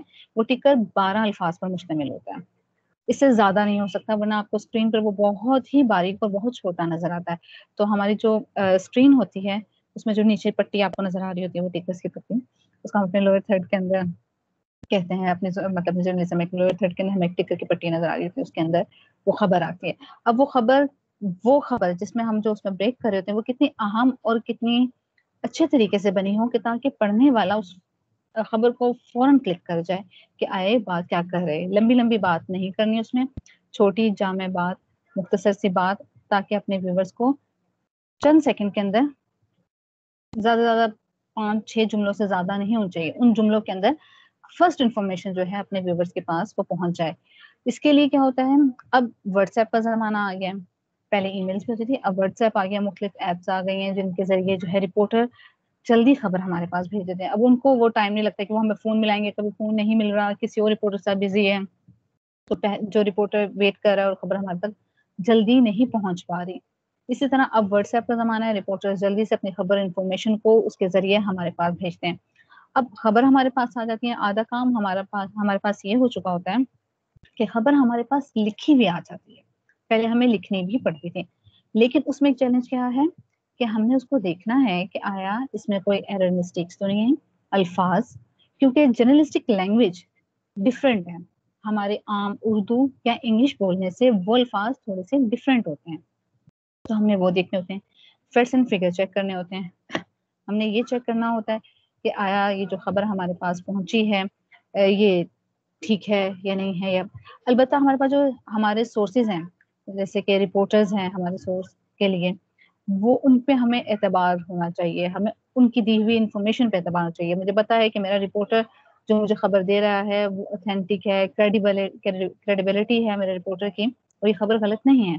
जहाँ पे मुझे डाउट होगा तो मैं उनको रीचेक करने के लिए कहूँगी। अगर मुझे किसी खबर के हवाले से वो खबर मुकम्मल नहीं लगती है, उसका कोई एंगल मिस लगता है या उस तस्वीर का दूसरा रुख मेरे पास नहीं है, तो मैं उनसे कहूंगी कि वो भी आप पता करके बता दें। खबर मेरे पास टिकर के फॉर्म में आई, हमने उसको ठीक किया, उसको सही बनाया, टिकर बनाया, वो टिकर डेस्क के पास गई, टिकर डेस्क उसको मजीद बेहतर करेगा, अगर उसको ठीक लगती है तो वो उसको ऑन एयर कर देंगे सॉरी, ऑन एयर करने के बाद यहाँ पे ये टिकल्स हो गए, इसके बाद ये खबर बनेगी। रिपोर्टर खुद भी इस खबर को बना के भेजते हैं, समटाइम ऐसा होता है कि वो फील्ड में होते हैं और खबर जल्दी नहीं बना के दे सकते। यहाँ पर सारी इन्फॉर्मेशन को हमने कलेक्ट किया, उसको खबर की फॉर्म दी। अब हमारे यहाँ ऐसा होने लग गया है कि जो असाइनमेंट डेस्क है वो कॉपी का काम भी करता है, और मतलब कॉपी का मतलब हम अपनी स्टोरी को, न्यूज स्टोरी को कॉपी कहते हैं, उसका काम भी करता है सॉरी आज मेरा गला थोड़ा सा खराब है इसलिए अच्छा, कॉपी का काम करता है। ये मैं भी आपको सेंट्रल डेस्क की बात बता रही थी कि वहाँ पे कॉपी का काम और जितना असाइनमेंट का काम होता है। अब खबर कैसे आती है सेंट्रल असाइनमेंट के साथ, जो रिपोर्टर हैं, मतलब जैसे आपने देखा होगा कि डिफरेंट बैंक्स की ब्रांचेस होती हैं मुख्तलिफ शहरों में, इसी तरह एक चैनल की या एक न्यूज़पेपर के डिफरेंट ब्यूरोज होते हैं मुख्तलिफ शहरों में। वो ब्यूरोज सारी इंफॉर्मेशन अपने इलाके की, अपने शहर की कलेक्ट करके हेड ऑफिस तक पहुंचाते हैं, मतलब सेंट्रल न्यूज रूम तक। अच्छा, ये जो रिपोर्टर्स होते हैं ये डायरेक्ट भी हो सकते हैं न्यूज रूम के साथ, लेकिन इनको पहले अपनी फर्स्ट इंफॉर्मेशन ब्यूरो को देनी पड़ती है। फॉर एग्जाम्पल बशीर साहब जैसे कि इस्लामाबाद में के रिपोर्टर हैं, तो इनका इस्लामाबाद में ब्यूरो है, ये पहले वहां के असाइनमेंट एडिटर को अपनी टिकर की खबर, टिकर के जरिए खबर देंगे। कोई भी इंफॉर्मेशन अगर बहुत जल्दी है तो वो फोन पे लिखवाएंगे ताकि हम लेट ना हो जाए, कहीं कोई त्यारा हादसा हो गया, हादसा है, कहीं पे कोई ब्लास्ट होता है या कोई भी हैपनिंग हो जाती है, किसी ने रिजाइन कर दिया, किसी मिनिस्टर ने रिजाइन कर दिया, तो फौरन जो है वो, अगर टिकट्स लिखने का टाइम नहीं, इंटरनेट के समटाइम प्रॉब्लम्स हो जाती है, वो टेलीफोन करेंगे ताकि इन्फॉर्मेशन जल्द से जल्द हमारे पास पहुंच जाए। तो वो पहुंचेगी सेंट्रल असाइनमेंट डेस्क पर भी पहुंच जाएगी और ब्यूरो में भी, क्योंकि सब आपस में इंटरलिंक होते हैं एक सॉफ्टवेयर के जरिए भी। उस सॉफ्टवेयर के बारे में भी आपको मैं बताती हूँ। रिपोर्टर अपनी खबर असाइनमेंट डेस्क को देगा, असाइनमेंट डेस्क जो है उस खबर को आगे हेड ऑफिस में पहुंचाएंगे अपने सिस्टम के जरिए, चाहे वो डिफरेंट एप्स के जरिए या जो एक मैनेजमेंट सिस्टम आपके सॉरी आपके हेड ऑफिस ने बनाया उसके जरिए। अच्छा, ये आगे खबर इसी तरह टिकट की आपके डेस्क के पास, आप उधर एडिट करते हैं, इस खबर को बनाते हैं, उसके बाद आपके कॉपी एडिटर्स उसको मजीद अच्छा करते हैं और उसको 30 सेकंड का करते हैं। बहुत सी खबरें ऐसी होती हैं जो बहुत ज्यादा लंबी होती हैं, आपको डिफरेंट मिनिस्ट्रीज की तरफ से प्रेस रिलीजेस भी मिलती हैं, उनमें से आपने खबर को निकालना है कि कौन सी इंपॉर्टेंट लाइंस हैं जो कि खबर की हैं। हर कहा हुआ जुमला खबर नहीं होती, हर प्रेस कॉन्फ्रेंस को कवर करने के बाद उसमें कही हुई हर बात खबर नहीं होती। एक प्रेस कॉन्फ्रेंस किसी भी मतलब उसमें की जा रही है, फॉर एग्जांपल आज इन्वायरमेंट डे के हवाले से एक सेमिनार हुआ, एक इवेंट था वजीर आजम का, उसमें बहुत से लोग बोले भी, खबर वहां से निकली, तो वहां पर हमारी जो एक हेडलाइन बनेगी उसमें यह था कि वजीर आजम ने भी कहा कि हम 1 बिलियन जो अपना टारगेट है वो पूरा कर चुके हैं, अब हमारा 9 बिलियन ट्रीज लगाने का जो हमारा टारगेट है वो है। तो इस तरह की पूरे सेमिनार में, पूरे प्रेस रिलीज में इसमें क्या खबर निकलनी है वो निकालना होता है। ये हमारा काम कॉपी डेस्क भी करता है, ये असाइनमेंट डेस्क भी ये काम करता है। उसके बाद आपने ये एक स्टोरी हमारे पास जैसे कोई आ गई, इसको रन डाउन, रन कॉपी की उसको ओके किया, उसके बाद वो जाएगी रन डाउन के पास। रन डाउन का क्या काम है? रन डाउन हमारे वो प्रोड्यूसर्स होते हैं जो इन सारी स्टोरीज को, क्योंकि स्टोरीज काफी होती हैं, उनमें से उन स्टोरीज को चुनते हैं कि कौन सी स्टोरी नंबर 1 पे चलनी है, नंबर 2 पे चलनी है, नंबर 3 पे चलनी है। आपने 60 मिनट्स में, मतलब 1 घंटे का जो बुलेटिन है, उसमें किस तरह से खबरों को जो है वो लाइन वाइज रखना है और वो खबरें किस तरीके से चलेंगी। सबसे नंबर 1 पे कौन सी खबर जाएगी, नंबर 2 पे कौन सी जाएगी, नंबर 3 पे कौन सी चलेगी, उनका सीक्वेंस बनाते हैं जो आपके पास आती हैं। कहाँ पर ब्रेक्स आएंगी, ब्रेक्स एक जो बड़ा एलिमेंट है जिसकी वजह से बहुत सी खबरें हमें स्किप करनी पड़ जाती हैं, कि हमें अपने इश्तिहारात भी चलाने होते हैं, जिसकी वजह से हमारे पास जो है हमारा चैनल भी चल रहा होता है, तो उनको भी टाइम देना होता है, तो उसकी वजह से बहुत सी खबरें हमारी मिस हो जाती हैं। रन डाउन अपना पूरा एक सर्कल बनाता है, पूरी अपनी क्लॉक बनाता है कि उसने अपना 1 घंटे का बुलेटिन बनाना है। उसके बाद वो खबर ऑन एयर, उस खबर के साथ आपको विजुअल्स और फुटेज की जरूरत भी होती है। हमारा एनएलई डिपार्टमेंट वो इस काम को करता है। असाइनमेंट डेस्क का यहाँ पे एक और काम मैं आपको बताऊं, असाइनमेंट डेस्क ने अपने रिपोर्टर्स के साथ साथ अपने कैमरामैन को भी फील्ड में भेजना होता है और उनको भी असाइन करना होता है। यहाँ पर हमारे पास रिसोर्सेज की कमी भी आ जाती है। बाज़ औक़ात हमारे पास कैमराज नहीं होते, बाज़ औक़ात हमारे पास गाड़ी नहीं होती, और हमें खबर भी बाज़ औक़ात हमारे पास मोबाइल के जरिए आजकल जो फुटेजेस बाहर आ जाती हैं उनकी क्वालिटी इतनी अच्छी नहीं होती है उनको चलाया जाए। तो इन चीज़ों को मैनेज करना भी असाइनमेंट डेस्क का काम है कि ये चीजें आपने अपने एनएलई तक पहुंचानी। एनएलई तक हमारे, मतलब एनएलई के पास हमारी फुटेजेस आई। अब रन डाउन ने जो खबरें बनाई हैं वो अपने एनएलई के साथ उनको मतलब जो है वो चेक करेंगे कि मेरी इस नंबर पे ये वाली खबर है, इसके साथ की फुटेज मौजूद है, किस तरह की, कितने सेकंड के कौन कौन से विजुअल्स लगाने हैं, ये सब डिसाइड किया जाता है। डिफरेंट प्रोड्यूसर्स होते हैं जो इस चीज को डिसाइड करते हैं। फिर उसके बाद जब आपके पास फुटेजेस रेडी हो गई, आपका रन डाउन रेडी हो गया, अब ऑन एयर जाने का वक्त है। वहां पे आपके एंकर्स जो है वो स्टूडियो में मौजूद होते हैं। उन एंकर्स का भी उतना ही उनको आगाही या खबर के बारे में मालूमात होनी ज़रूरी है जितनी कि एक रिपोर्टर को, असाइनमेंट डेस्क को, या वहाँ पे मौजूद जितना भी अमला है उसको। तभी वो एक अच्छे तरीके से आपके सामने उस स्टोरी को प्रेजेंट कर सकते हैं। वरना अलबत्ता स्टोरी चलती रहेगी और इसी चीज़ को बार बार रिपीट किया जा रहा होगा। जो आप मुख्तलिफ देखते हैं जो बोर्ड्स चल रहे होते हैं, कार्ड्स चल रहे होते हैं स्क्रीन के ऊपर ब्रेकिंग के नाम के ऊपर, तो इन सब चीज़ों को चलाने के लिए एक बहुत बड़ी टीम होती है, कि एक दो का नहीं है। तो मैं आपको बता रही हूँ असाइनमेंट डेस्क है कुछ भी, इनमें काफी लोग काम कर रहे होते हैं जो आप तक ये खबर लेके आते हैं। अब असाइनमेंट डेस्क जो है वो इन सबके साथ है। हमारी एक तरह की ना वो एक्सरसाइज करवाई हुई है कि जब आपके पास कोई अहम खबर आए, फॉर एग्जाम्पल इलेक्शंस हो रहे होते हैं, तो इलेक्शंस में फैक्ट्स एंड फिगर्स आ रही है, कौन सी पार्टी ऊपर जा रही है, किसके वोट्स कम हो गए हैं, कौन आगे है, कौन लीड कर रहा है, कौन पीछे है। तो हमने इतनी ऊंची आवाज में बोलना होता है या बताना होता है कि वहां पर मौजूद तमाम लोग, चाहे वो टिकट डेस्क पे बैठा हुआ है, चाहे वो कॉपी पे है, और जो भी लोग हैं उन सबको ये खबर पता चल जाए कि आया ये खबर ब्रेक होने लगी है। बशीर साहब ने बताया एक बात, एक्सक्लूसिव और ब्रेकिंग का आपको फर्क बताया। यहाँ पे मैं भी एक चीज बता दूं कि हर खबर जैसे एक्सक्लूसिव नहीं होती, इस तरह हर खबर ब्रेकिंग भी नहीं होती। ठीक है, ब्रेकिंग भी हर खबर नहीं होती है। तो इस तरह होता है कि आजकल आपने देखा होगा कि हर खबर को हम लोग कह रहे होते हैं कि ब्रेक कर रहे हैं ना हम हर खबर को। हर चैनल्स जो हैं वो ब्रेकिंग ब्रेकिंग लिखा हो रहा है। ब्रेकिंग खबर वो होती है जो आपने सबसे पहले ब्रेक कर दी, उसके बाद आप लोग जिस खबर के ऊपर बाकी चैनल्स अगर आ रहे हैं तो वो ब्रेकिंग नहीं कर रहे, वो फिर आहिस्ता आहिस्ता जो है वो उस खबर पे आ रहे हैं। लेकिन हमारे यहाँ एक ये इस तरह का एक ट्रेंड बन चुका है कि हर खबर ही हमारे पास ब्रेकिंग के तौर पे आ रही होती है, कि जो भी व्यूअर अपने चैनल को देख रहे हैं वहाँ पे जी ब्रेकिंग लिखी आ रही है कि ऐसा हो रहा है। तो हर खबर एकदम से जब सब चैनल्स आगे ब्रेकिंग नहीं है, तो ये भी है, चीजें सीखने की और भी हैं। अच्छा, इसके अलावा ये एक सारा सिनेरियो था कि खबरें हमारे पास किस तरह से आती हैं। मॉनिटरिंग डेस्क में आपको बताना भूल गई कि एक मॉनिटरिंग डेस्क होता है जो हमारे इंटरनेशनल और जो नेशनल चैनल्स पे खबरें चल रही होती हैं उसके बारे में हमें बताता है कि क्या खबर हमारे पास नहीं है और बाकी चैनल्स को खबर चला रहे हैं क्या। और क्योंकि हर चैनल अपना नुमाइंदा फॉरेन कंट्रीज में नहीं रख सकते, तो दूसरे जो फॉरेन चैनल्स हैं उनको मॉनिटर किया जाता है ताकि वहां से हमें खबर मिल जाए। उनसे जो हमारे मुस्तनद इदारे फॉरेन चैनल्स हैं तो उनके ऊपर नजर रखी हुई होती है। ये भी एक इम्पोर्टेंट डेस्क है जो हमें इंटरनेशनल खबरें प्रोवाइड करता है। इसके अलावा हमें जो चैलेंजेस का सामना है, हमारे पास टाइम बहुत कम होता है जिसके अंदर हमने मिनिमम टाइम के अंदर जो है वो हमने अपनी स्टोरी ब्रेक करनी है या हमने कोई अपनी एक्सक्लूसिव देनी है, उसमें आपने रिपोर्टर को भी लाइन पर लेना है, उस पर आपने तज्जियाकार को भी ले सकते हैं। कोई ऐसी स्टोरी है जिसपे आपको किसी सियासतदान से रिलेटेड है, फॉर एग्जाम्पल आजकल ज़्यादातर हमारे पास पॉलिटिकल खबरें ही होती हैं, तो हमने उस पर अगर खबर पीटीआई के हवाले से है तो हमने पीटीआई का उस पर भी मौक़िफ़ जानना होगा, हमने पीएमएलएन का या किसी का भी और दूसरी पार्टीज का भी उस पर मौक़िफ़ जानना होगा। इसके अलावा हमें जो सामना करना पड़ता है एज अ जर्नलिस्ट, वो हमें पॉलिसी का भी ख्याल रखना पड़ता है।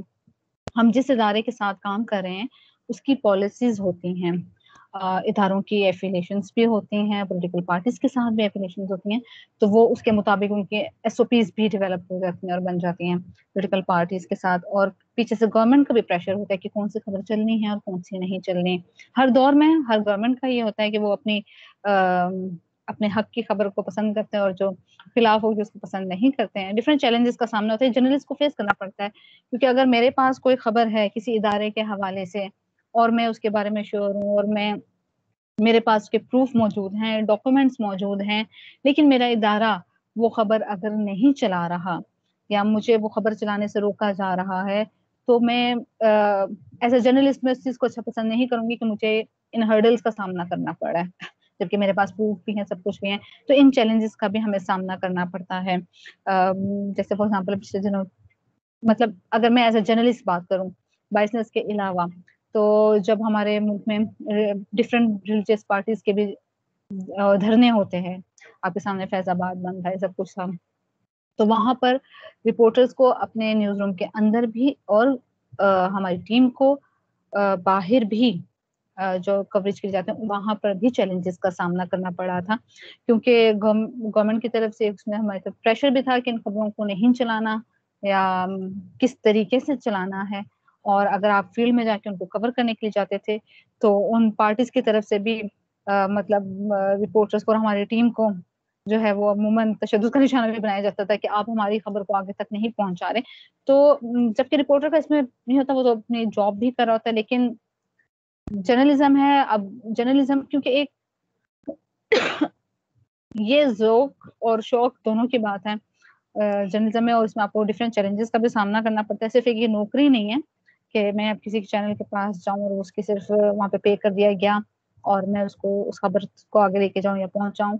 ये एक शौक की बात है कि मैं इसको किस तरीके से अपनी सहाफत को, इंफॉर्मेशन को अपने व्यूवर्स तक पहुंचाना है और बिल्कुल एक्यूरेट। इसमें आपकी क्रेडिबिलिटी बहुत मैटर करती है, सिर्फ रिपोर्टर के नहीं, आपकी जितनी भी टीम है उनकी, क्योंकि जब तक वो टीम क्रेडिबल नहीं होगी आप तक एक अच्छी खबर नहीं पहुंच सकती।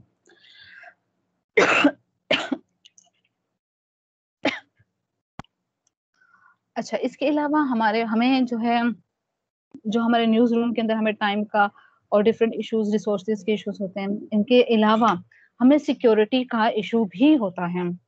सिक्योरिटी जो रिपोर्टर्स बाहर होते हैं उनके अलावा जो टीम न्यूज रूम के अंदर काम कर रही है उनको भी उन्हीं चैलेंजेस का सामना, सिक्योरिटी का सामना होता है, क्योंकि बाज़ औक़ात ऐसा होता है कि आपने किसी पार्टी के खिलाफ आपकी खबर आपके चैनल की तरफ से खबर चल रही है।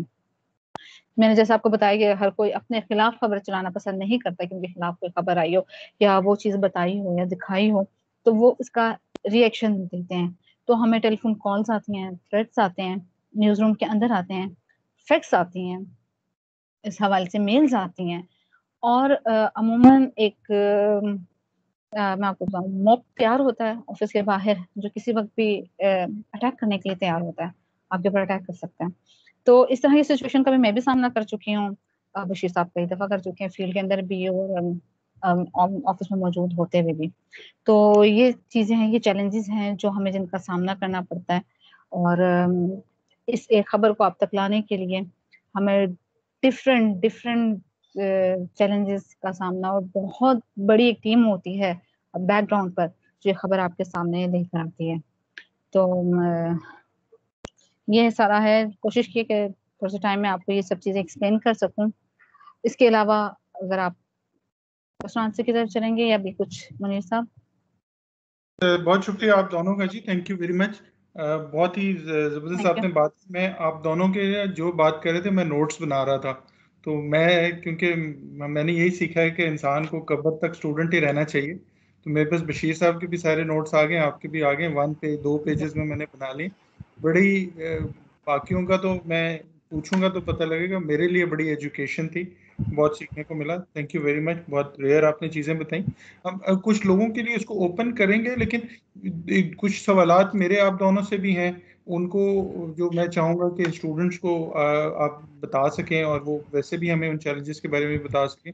उसके बाद फिर हम बाकियों के भी सवाल ले लेते हैं। तो मैंने जो सवाल लिखे हैं ड्यूरिंग जिस वक्त मैं ये बात कर रहा था, तो उसमें एक चीज़ ये लिखी, बशीर साहब आपको शायद याद हो, आप एक दफ़ा जब मेरी क्लास में आए थे उस वक्त आपने बताया था कि एक बहुत बड़ा जो हमें नहीं पता होता एज कंज्यूमर्स ऑफ न्यूज़, कि ब्रेकिंग न्यूज़ की फर्स्ट ब्रेक करने में क्या कॉम्प्रोमाइज़ होते हैं। उस वक्त आपने बड़ा अच्छा एक्सप्लेन किया था कि in order to be first फिर आपको कुछ कॉम्प्रोमाइज़ टाइम पे, क्रेडिबिलिटी पे, कि कहीं और ना कोई ब्रेक कर दे। तो वो भी उसको आपने चंद मिसालें बताई थी, कुछ अगर प्रैक्टिकल कुछ मिसालें एक ब्रेकिंग न्यूज़ की बता सकें कि किस तरह से वो एक कंपटीशन होता है और उसमें कैसे कॉम्प्रोमाइज़ भी हो सकती है ऑथेंटिसिटी। और इस तरह की जो आपने इंडस्ट्री में, जैसे आपने बड़ी अच्छी खबर बताई, शुरू में आपने बात की कि रिंग रोड करप्शन के बारे में तो हर कोई बता रहा है, लेकिन रिंग रोड के बारे में नहीं बता रहा। तो इस तरह की कोई ब्रेकिंग न्यूज़ के जो चैलेंजेस प्रैक्टिकल फील्ड में देखे हैं वो बता दें।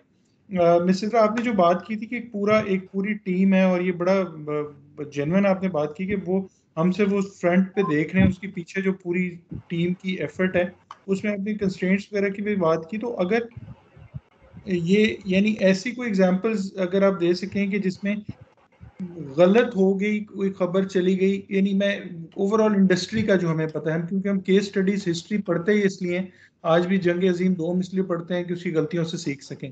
तो कुछ ऐसे केसेस बताएं जिसमें गलत इंटरप्रेट कर दिया गया, या गलत खबर आ गई, चला दिया, बाद में माजरत करनी पड़ी और एक एम्बेरसमेंट भी हुई। इस तरह से हम देखा, जैसे एक दफ़ा असेंबली के अंदर कहा गया था नैब के चेयरमैन की तरफ से कि जी 450 अरब की करप्शन हुई है, बाद में कहा जी नहीं, इतनी तो करप्शन हुई नहीं है, और फिर उसको प्राइम मिनिस्टर ने भी कहा कि जी ये पढ़ के नहीं आते और वैसी बातें कर देते हैं। तो वो उस वक्त भी ये बात हुई कि जी इन्होंने अपनी तहकीक नहीं की, खबर चल गई। तो अगर कुछ प्रैक्टिकल आप दोनों इसके बारे में कुछ बता सकें, कंस्ट्रेंट्स के बारे में भी और वो ब्रेक करने के बारे में भी, और कोई एग्जांपल्स अगर हों। दूसरी चीज़ ये बता दें, जो जैसे ऑलरेडी आपने इसे एक्सप्लेन तो किया ही है कि अपना फैक्ट चेक ज़रूर कर लें। जैसे वो एक दो आपने मिसाल दी कि 2 साल में डेथ हो जाएगी, उस खबर की ट्रांसलेशन हुई और आगे चल के कितना उसका नुकसान हुआ। बल्कि कितने इंडिया में तो व्हाट्सएप की खबरों पे 50-50 लोगों को कत्ल कर दिया गया, यानी बहुत डेंजरस चीज़ भी है, बहुत ज़्यादा प्लेइंग विद फायर वाली बात है कि अनवेरीफाइड खबर आती है, बंदा मार देते हैं, बाद में पता चलता है कि खबर ही झूठी थी। तो ये एक फिर भी एक स्टूडेंट के लिए, या एक ऐसा बंदा जो इतनी तहकीक नहीं कर सकता, प्रैक्टिकली आप उसे क्या मशवरा देंगे कि अपनी ज़िंदगी के अंदर आधा घंटा अगर वो खबरें सुने तो वो क्या करे? मतलब वो उसके पास अगर इतना इतना एजुकेटेड नहीं है, तो क्या उसे एक ही खबर, यानी सिर्फ एक चैनल देखना चाहिए, मुख्तलिफ चैनल देखने चाहिए? इस तरह की कुछ चीज़ें अगर आप टिप्स दे सकें। इन इन दोनों के बाद फिर हम बाकी लोगों के लिए ओपन कर लेंगे। Thank you.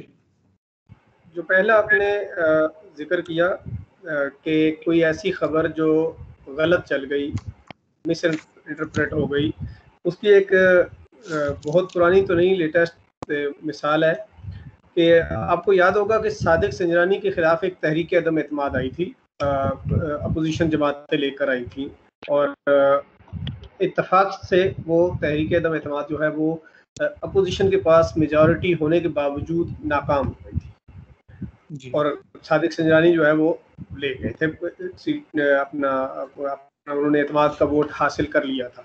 तो हुआ ये था कि यहाँ पे उन्होंने 3 टोकरियां जो है वो रखी हुई हैं, उन टोकरियों में वोट पड़ रहे हैं यस, नो या रिजेक्टेड।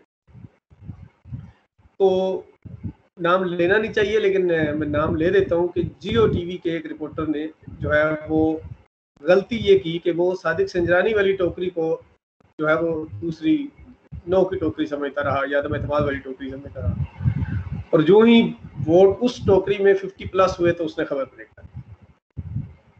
अब जब खबर ब्रेक हुई, अब उसमें भी एक बड़ी दिलचस्प स्टोरी है कि जब खबर ब्रेक हुई और कि सादिक संजरानी के खिलाफ तहरीक अदम एतमाद कामयाब हो गई है, उसके विद इन 1 मिनट जो है वो ऑफिशियल ऐलान हो गया कि तहरीक अदम एतमाद जो है वो नाकाम हो।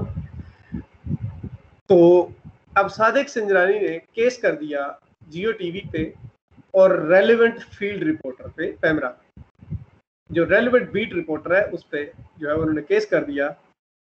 तो पता ये चला कि जो रेलेवेंट बीट रिपोर्टर था उसने वो खबर नहीं दी थी, एक उसके साथ इजाफी रिपोर्टर भेजा गया था, क्योंकि आज बड़ा दिन है तो 2 रिपोर्टर जाएंगे, तो उस जो इजाफी रिपोर्टर था उसने एफिशिएंसी दिखाते हुए वो खबर चला दी थी और वो केस काफी अरसा जो है वो चला और अभी तक जो सादिक संजरानी है उनका बीट रिपोर्टर के साथ तनाज़ा जो है वो हल नहीं हो सका। ये एक है।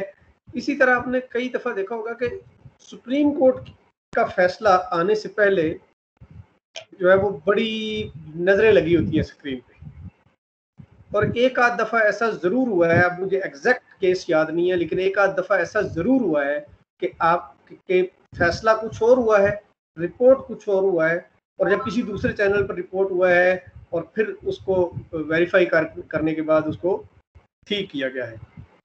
एक आप उसी तरह से सवाल कर रहे थे तो मुझे जो है वो उसको इतने लोगों के साथ सामने एक्सेप्ट करना चाहिए कि मुझे 15 साल में 16 साल में सिर्फ एक दफ़ा एक्सप्लेनेशन देनी पड़ी है, बल्कि माफ़ी मांगनी पड़ी है कि मेरे पास एक लेटर आया, प्रिंटेड लेटर है, गवर्नमेंट का लेटर है कि प्राइम मिनिस्टर जो है वो कोयटा जा रहे हैं, वहाँ पे वो सेरीना होटल में ठहरेंगे, लंच करेंगे, इतने गेस्ट होंगे, फला इवेंट में शिरकत करेंगे और इसका एस्टिमेटेड बिल जो है वो इतना है।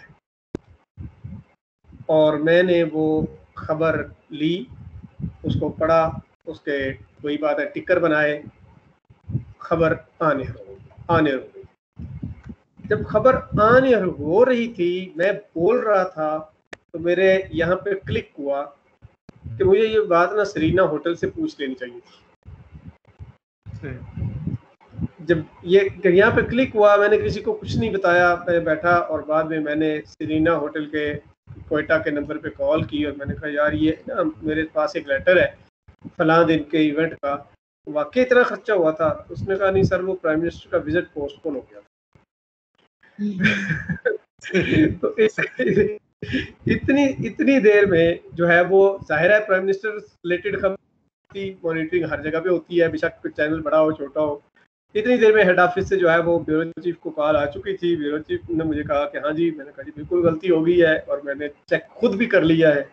तो मुझे उसको एक्सप्लेन करना पड़ा कि ये मुझसे एक मिस्टेक हुई है और वो इस तरह के सीन जो है वो सम टाइम हो जाते हैं। तो अब जो है वो सिद्रा आप बताएं, माफिया आपने बहुत मांगी है ये मुझे पता है। हाँ जी होता है ऐसा। अच्छा, तो सही कह रहे बशीर साहब, ऐसा क्या होती है ये तो मतलब जितनी हम कहते हैं ना हमारे पास ये जो डिजिटल मीडिया आ गया और ये सब कुछ, ये हमारे लिए रहमत भी है और जहमत भी बन जाता है। तो वो इसी तरह ही है कि ये जो व्हाट्सएप का नया दौर आया और इसमें हम लोग खबरें शेयर कर रहे होते हैं और हम सब को बहुत शौक है ब्रेकिंग करने का, खबर ब्रेक करने का। हम तो इसके लिए क्या होता है कि जी बाज़-औक़ात असाइनमेंट के पास भी खबर नहीं आती है और वो डायरेक्ट उस ग्रुप में चली जाती है, मेन ग्रुप में, जहाँ पे आपके चैनल्स के डायरेक्टर भी हैं और सीनियर्स लोग मौजूद हैं।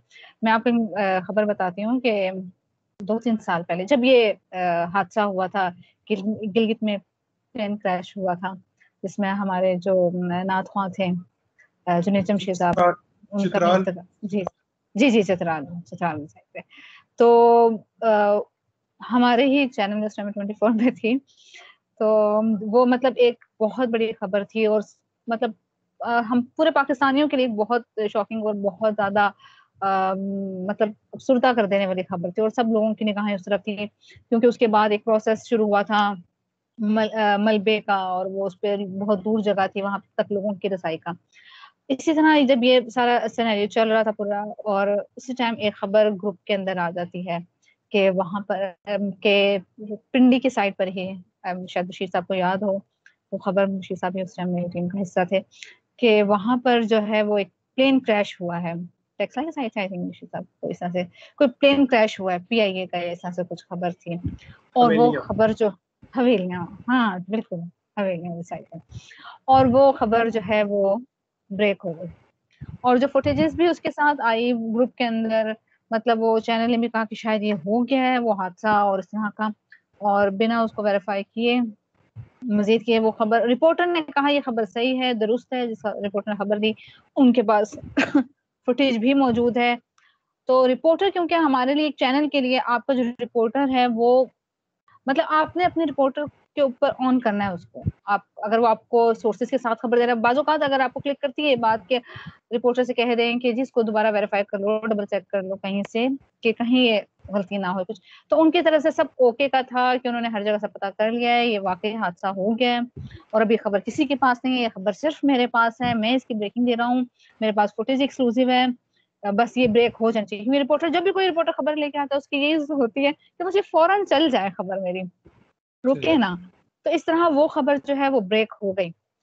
खबर ब्रेक होने के बाद जी फौरन जो इदारा थे उनकी तरफ से जी आगे कि ऐसी तो कोई बात नहीं है, ऐसा कोई हवेली की तरफ इंसिडेंट नहीं हुआ, क्योंकि एक ऑलरेडी हमारी जो पूरी कौम थी वो एक शॉक में थी, एक बड़ा हादसा था, उसके बाद एक और इस तरह की खबर आ जाए तो वो एक सबके लिए और ज्यादा परेशान कुन बात है कि यार ये एक के बाद दूसरा हादसा हो रहा है, क्या वाकई जहाजों में कोई मसला है या क्या इशू है जो इस तरह की चीजें हो रही हैं। उसके बाद ये हुआ कि हमें फिर प्राइमरा की तरफ से नोटिस भी आए, हम लोगों की तरफ से माफीनामा भी चलाना पड़ा, जो 1-2 दिन तक चलाना पड़ा और अच्छा खासा हर्जाना भी हुआ, उसको भी भुगता चैनल ने और सबको डांट भी सुननी पड़ी। तो ये डिफरेंट चीजें इस तरह की थी। अच्छा, इसी के साथ सॉरी मैं इस सिदरा को कट कर रहा हूँ, इसी के साथ ये हुआ था कि व्हाट्सएप ग्रुप्स में एक ऑडियो आ गई कि जहाज गिर रहा है और मुसाफिर रो रहे हैं, कोई कलमा पढ़ रहा है, कोई अल्लाह अकबर कर रहा है और कुछ चीख चाट वो जो है ना वो पड़ गया है, वो भी आने हुई और वो पता चला कि वो कोई यूएई का तैयारा था जो जिसमें गड़बड़ हुई थी किसी जमाने में और फिर वो संभल गया था, कोई हादसा नहीं हो सका था, उस पर भी जो है वो उस पर भी जुर्माना हुआ। और इसी तरह मुझे ये इन्हीं की बातों से एक बात याद आ गई कि आपको याद होगा कि कुलसूम नवाज की डेथ के बाद नवाज शरीफ साहब जो है वो पेरोल पे रिहा हुए और रायगढ़ चले गए। तो उसके बाद हमारे एक दोस्त हैं, उन्होंने GNN चैनल पे खबर चलाई और वो खबर बड़ी जो है ना वो मुझे किसी देवदास फिल्म का सीन उन्होंने जो है ना वो क्रिएट किया। उन्होंने कहा जी कि नवाज शरीफ ने अपने आप को कमरे में बंद कर लिया है, कमरे में उन्होंने मोहतरमा कुलसूम नवाज की सारी तस्वीरें इकट्ठी कर ली हैं और उन तस्वीर के पास बैठ के वो रो रहे हैं और धाड़े मार के रो रहे हैं और फैमिली के किसी मेंबर को जो है वो जहाँ जाने नहीं। यकीन माने कि इस खबर पे उन रिपोर्टर साहब की नौकरी आखिरी लम्हे पे चली गई थी, पता नहीं किसने मुदाखलत करके जो है वो उनकी जो है ना वो जान बचाई। तो इस तरह से जो मामलात हैं वो हजार दफा होते हैं। वो जो आपने कहा ना कि ब्रेकिंग के कंप्रोमाइज करने पड़ते हैं, बहुत दफा जो है वो कंप्रोमाइज की वजह से यानी वेरिफिकेशन नहीं हो पाती, रिपोर्टर पे ट्रस्ट जो है वो अद्दा होता है, उसके बाद ये होता है कि कोई और ना चला जाए। तो ये 2-3 चीजें जो है इनको लेके बहुत सारी गलतियां जो है वो होती हैं और बाज़ औक़ात तो 35 दिसंबर भी चल जाता है लिखा हुआ। तो बिल्कुल इस तरह के मामला बहुत होते हैं। ठीक है, तो बहुत शुक्रिया। अब हम इसको ओपन करते हैं। वो एक चीज वो रह गई थी कि वो एक बंदे को क्या करना चाहिए सच की तलाश के लिए, और तो आप बता चुके हैं अपनी बात में कि डबल चेक कर लिया जाए, लेकिन मेरा भी कोई 10 साल पढ़ाने का तजर्बा है। मैंने ये देखा है कि वेरीफाई करने की तकलीफ बहुत से थोड़े लोग करते हैं। कोविड के टाइम पे वॉइस मैसेज आता था कि फलाना डॉक्टर कह रहा है बहुत बुरा हाल है, ना कोई उसकी जांच पड़ताल करता था, ना कोई पूछता था कि ये सीमी जमाली है, ना सीमी जमाली को कोई जानता है। एक टेक्स्ट लिखा हुआ आ जाता है फलाने अस्पताल के फलाने डॉक्टर का वॉइस मैसेज है, और वो 500 लोगों को भेजना अपना फर्ज समझ के हर बंदा अपना फर्ज पूरा कर रहा होता है, और वो जो सनसनी भी फैली जाती है बिल्कुल झूठ होता है। तो वो इवन पढ़े लिखे लोगों को मैंने देखा है कितने सारे ग्रुप्स में, बहुत सारे ग्रुप्स में मैं रहा भी हूँ, और मैं देखता हूँ कि अनवेरिफाइड मतलब ये खबरें भेजने का ट्रेंड बहुत ज़्यादा है। तो उससे मुझे लगा कि ये जो तकलीफ है, जैसे आपने बड़ी आपकी बातें बहुत इंपॉर्टेंट इसलिए क्योंकि आपने बिल्कुल एग्जैक्ट बात बताई कि सरीना होटल कॉल करके आपने चेक कर लिया। सरीना होटल अगर 100 लोग हैं तो 100 में से शायद 2 सहाफ़ी कॉल करेंगे, 98 नहीं करेंगे। तो अब ये एक चैलेंज है कि मिन हैसुल कौम भी और वैसे भी ह्यूमन नेचर भी ये है कि झूठ ट्रे में मिलता है उसको ले लेते हैं, सच के लिए तलाश करनी पड़ती है, लोग नहीं करते। तो अगर रिसर्च नहीं कर रहे तो फिर भी आप क्या मशवरा देंगे कि सच जानने के लिए क्या करें? क्या मल्टीपल सोर्सेज को करें, या क्योंकि आप इस फील्ड में बहुत ज़्यादा हैं, आप खुद इस चीज़ से एग्री करेंगे कि लोग इतनी तकलीफ नहीं करते सच जानने की? हम खुद नहीं करते तो लोगों को तो बात की बात है ना। तो जो जो दो चीजें हैं ना, एक चीज आपने बता दी कि अगर कोई नहीं पढ़ सकता तो कम से कम 2-3 चैनल स्क्रॉल करके देख ले। दूसरी चीज जो है ना, दूसरी चीज जो है जो मेरा ख्याल है जो मेरे जैसे लेजी लोग हैं वो करते हैं, जिनको इंफॉर्मेशन पास ऑन करने की बहुत जल्दी नहीं होती, वो करते हैं, वो ये होते हैं कि हम इंतजार करते हैं। आप देखिएगा कि एक ग्रुप में, किसी भी ग्रुप में एक इंफॉर्मेशन आती है और मेरा हंच है कि ये गलत है। थोड़ी देर बाद उस ग्रुप में कोई एक पढ़ाकू होता है जो लिख के रेफरेंस भेज देता है कि नहीं यार ये गलत है। तो इसको जो है ना, हम कम से कम वेट तो कर सकते हैं। एक चीज। दूसरी बात ये है कि जो आपने कहा ना, बेसिकली हम अपने एजेंडाज की तस्कीन के लिए झूठ फैलाते हैं। वो जो आपने कहा ना कि चेयरमैन नैब ने कहा 460 अरब की करप्शन हो गई। अब जितना जितना जो उसको पीटीआई नैरेटिव है ना, वो सारे लेके उसको जो है ना वो चढ़ा देंगे कि 460 अरब रुपए की करप्शन हो गई, 460 अरब। कोई एक बंदा भी जो है ना वो देखेगा ही यार 460 अरब पाकिस्तान के पास है सही। जो खाना है, अगर एक इदारे का इतना बजट ही नहीं है, उस बजट में से कितना बंदा खा सकता है? ये ऐसे ही है जैसे असर इकबाल नारोवाल वाला जो है ना वो रेफरेंस बना हुआ है, वो 2-4 करोड़ का प्रोजेक्ट है और उस पर कोई 10 करोड़ की करप्शन का इल्जाम है। तो इस तरह के बहुत सारी चीजें जो है ना वो चलती है। ठीक हो गया, सही। आपकी तरफ से मैं सिद्रा कोई एडवाइस के जो इनकी तो बड़ी प्रैक्टिकल बात है, आप भी कुछ बताना चाहेंगे इस बारे में कि सच तक कैसे? बिल्कुल यही बात है कि जितने चैनल्स आजकल हो गए, चैनल्स के अलावा हमारा सोशल मीडिया जितना एडवांस है और वहाँ पे जो हर कोई जर्नलिस्ट है और अपनी खबर दे रहा है, तो हमारे एज ए जर्नलिस्ट भी हमें इस चीज़ को मतलब हमें बहुत ज़रूरत है कि हम कोई भी खबर देने से पहले, क्योंकि जो अवाम है, जो लोग, जो हमारे व्यूवर्स हैं या सोशल मीडिया पर हमें फॉलो करने वाले हैं, वो हमारी बात कही हुई बात को फॉलो करते हैं और उसको मानते हैं और उस पर अमल भी करते हैं। आजकल आप एक कैंपेन देख रहे होंगे सिगरेट के हवाले से, सिगरेट नोशी के हवाले से कैंपेन चल रही है, जिसमें वहाँ पर एंकर्स को, जर्नलिस्ट को उस कैंपेन को चलाने के लिए एक टूल के तौर पर इस्तेमाल भी किया जा रहा है, क्योंकि हम लोग जर्नलिस्ट की बात को मानते हैं। वो कहते हैं जी ये जर्नलिस्ट है, ये जो बात कर रहा है ये सच कह रहा है, इसने इसके जी लिंक्स हैं इन लोगों के साथ और ये हमारे पास दुरुस्त खबर लेकर आ रहा है। बाद में वो खबर बाउंस हो जाए तो एक एज ए जर्नलिस्ट, आप ह्यूमन तो हैं, एज ए जर्नलिस्ट आपको बायस नहीं होना पड़ेगा, आपको अपनी क्रेडिबिलिटी को कायम करना है कि आपकी जो खबर है वो ठीक हो, ऑथेंटिक हो, लोग आप पे एतबार करते हैं और ये मिलियंस के करीब, मतलब वो आपकी खबर पे एतबार करके वो खबर लेके आ रहे हैं। तो हम ऐसी खबर मतलब सहाफत को प्रमोशन से डिफरेंट करके बताएं। किसी भी इश्तिहार को सहाफ़ी के लिए उसको मेरे ख्याल से तो मतलब इस तरह से नहीं पेश करना चाहिए जब तक आप उसको वेरीफाई ना कर लें। अब यहाँ पर जो गैर कानूनी सिगरेट की तजारत के ऊपर बात की जा रही है, हमारे एंकर्स जो हैं वो सोशल मीडिया का इस्तेमाल करें, अगर वो क्योंकि चैनल के ऊपर बैन है, किसी भी इश्तिहार टीवी के ऊपर सिगरेट का इश्तिहार दिखाना, तो वो सोशल मीडिया का इस्तेमाल करें। सोशल मीडिया क्योंकि आपको पता है आजकल कितना एक मतलब उसको कितना देखा जाता है, माना जाता है, यूट्यूब चैनल्स की भरमार हो गई है, फॉलोअर्स, फेसबुक और हर जगह कितना कुछ चल रहा है, तो वो उसको टूल के तौर पे इस्तेमाल कर रहे हैं और उस पर अपनी खबर को लेकर मतलब खबर नहीं, इश्तिहार को लेकर आ रहे हैं, वो सब पेड जो भी कर रहे हैं। तो इसलिए यहाँ पर ये बात है कि आया आप जो खबर, क्योंकि आपसे तो खबर की तवक्को की जा रही है, तो जर्नलिस्ट को चीज लेके आ रहा है, वो लोग ये नहीं समझ रहे कि किसी चीज की प्रमोशन कर रहा है, ये बताया जा रहा है कि क्या चीज है, इसके बैकग्राउंड में क्या है, लोगों को ये बारे में नहीं पता। इसलिए एज अ जर्नलिस्ट हम लोगों को भी इस चीज की जरूरत है कि आप जो सामने बैठी मासूम हमारी अवाम, जो आपके लोग हैं, आपको देखने वाले हैं, उनके साथ जो आपका रिलेशन है एक एतबार का, क्रेडिबिलिटी का, उसको कायम रखें। क्योंकि इस मतलब ये दौर जो चल रहा है सोशल मीडिया का भी, यहाँ पर तो फेक न्यूज है या मिस इन्फॉर्मेशन जो है वो बहुत जल्दी स्प्रेड होती है।